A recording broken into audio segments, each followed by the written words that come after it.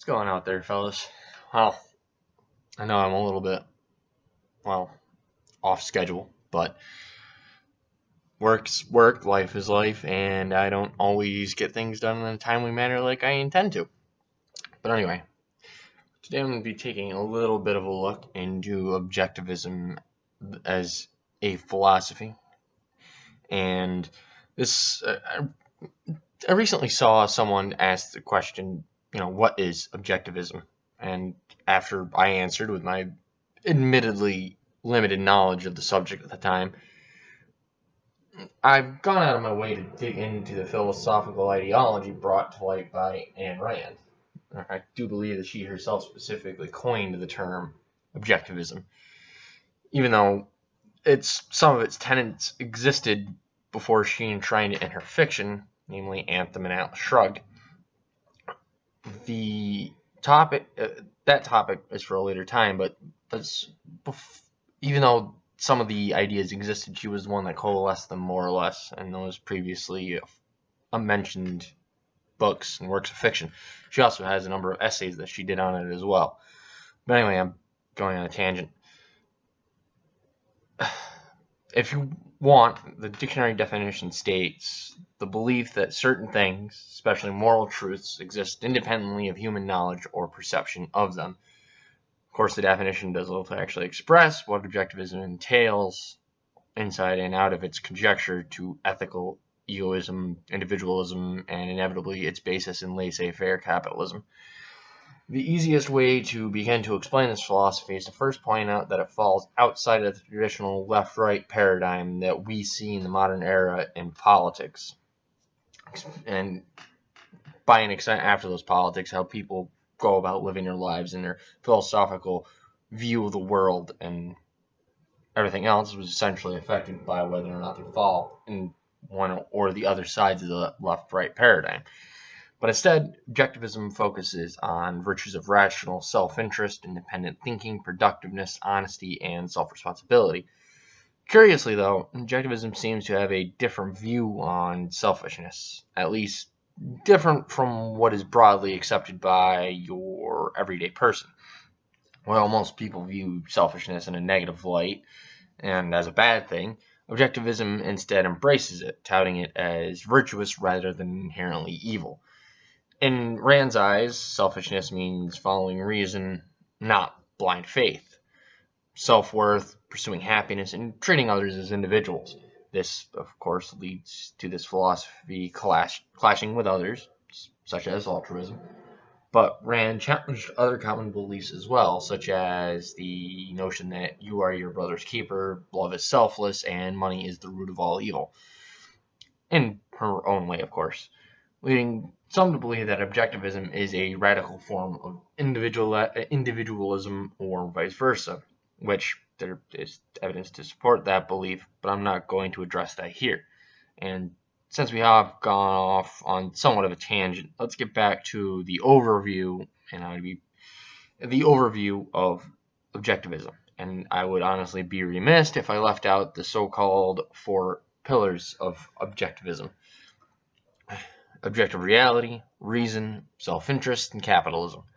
To be more specific, reality, as it exists as an objective absolute, or in other words, facts are facts regardless of emotional influence. To enlighten it a little bit more, 1 equals 1 regardless of how one subjectively feels about 1 equaling 1. Reason, as it stands in objectivism, is man's only means of perceiving reality, his guide to action, and his means of survival. As for self-interest, objectivism views man as an end into of himself, not the means to the ends of others, not sacrificing himself for others or sacrificing others for himself.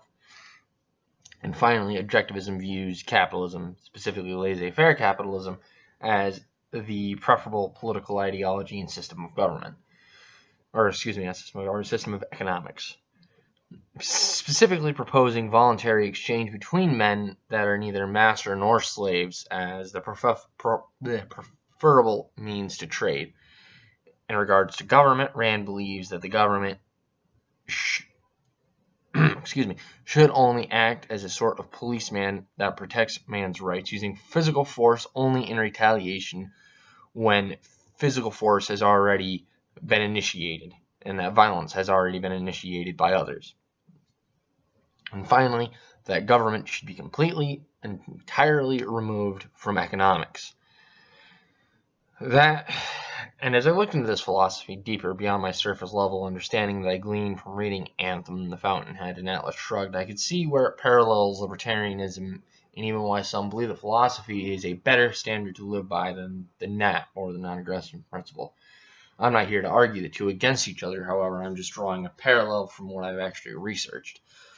But the reality in of itself is that the individualism that is essentially at the core of both objectivism and libertarianism as a political ideology does not mean that it means that the two are different, are in fact different, but do not have to be mutually exclusive. That being said, what I'm saying is that a person can be a libertarian and an objectivist at the same time. Hell, you can be a conservative and be an objectivist. You can be libertarian and be an objectivist, or excuse me, a liberal, and be an objectivist. It would require a certain amount of mental gymnastics, but I believe that it could be done. Although, I should point out that I myself am not an objectivist. At least I would not consider myself one. I see value in the ideology and the things that it professes. I just do not ascribe myself to this particular philosophical outlook on life. I follow the NAT preferably, or I follow the NAT as one would imagine, considering I'm a libertarian, but that's besides the point.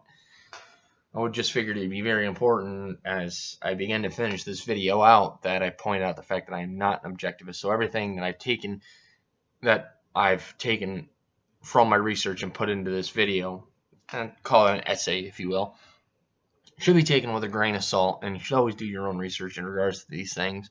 And if you find that I made a mistake somewhere in my line of reasoning, feel free to point it out down below. Now, with that being said, and speaking to my audience out there, those of you that are wondering about my uploading schedule, I should be getting back to normal relatively soon here. I just got really busy, what with the weather breaking and work and everything, and I've been really slammed for time. I also have a comic book that I started that I've been working on as well, and I've also been doing some music, so that might come out in the future. I don't know when. I don't want to put a number to it, specifically the comic book, because I know that's going to take a very long time to finish. But hopefully my uploading schedule will get back to normal relatively soon, and I do plan on doing more of these essays regarding philosophy in the future. I'm not going to say when, but in the future at some point. Anyway, with that said, have a wonderful morning, afternoon, evening, and or night. You can check out the sources I use for this video down below. You can do your own research. I highly recommend that you do so. Have a wonderful morning, afternoon, evening, and or night, and I will see you cunts in the next one.